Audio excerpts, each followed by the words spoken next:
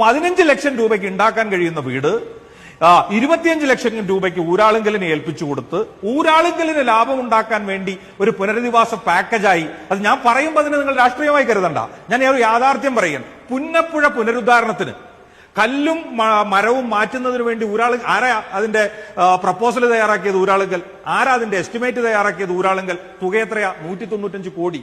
722 കോടി രൂപ CMDRF ഉള്ളതിൽ 195 കോടിയും ഒരു പുഴ പുനരുദ്ധാരണത്തിന് വേണ്ടി ഊരാളുങ്കലിൽ കൊടുക്കുകയാണ്. മറുഭാഗത്ത് 15 ലക്ഷം രൂപയ്ക്ക് തീരേണ്ട വീട് 25 ലക്ഷം രൂപയ്ക്ക് കൊടുക്കുകയാണ്. ഇവിടെ ഗവൺമെന്റ് ഇപ്പൊ മുസ്ലിം ലീഗ് വീടെടുത്തതിന്റെ സ്ഥലമെടുത്തതിന്റെ സാങ്കേതിക പ്രശ്നം വലിയ വാർത്തയാണ്. യഥാർത്ഥത്തിൽ അത് പരിഹരിച്ചു കൊടുക്കേണ്ടവരാരാ?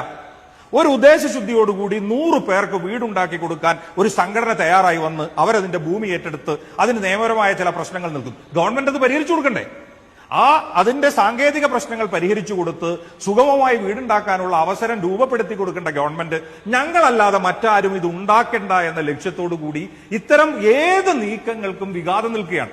അവിടെയാണ് ഞാൻ സൂചിപ്പിച്ചത്, സർക്കാരിന് ഉദ്ദേശശുദ്ധി ഉണ്ടെങ്കിൽ, ആത്മാർത്ഥതയുണ്ടെങ്കിൽ, പിടിവാശി വെടിഞ്ഞ് ഊരാളുങ്കലിന് പണമുണ്ടാക്കി കൊടുക്കുക എന്ന ഹിഡൻ അജണ്ട വെടിഞ്ഞ് ഈ വിഷയത്തെ അഭിമുഖീകരിച്ചാൽ ഇതിനെല്ലാം പരിഹാരം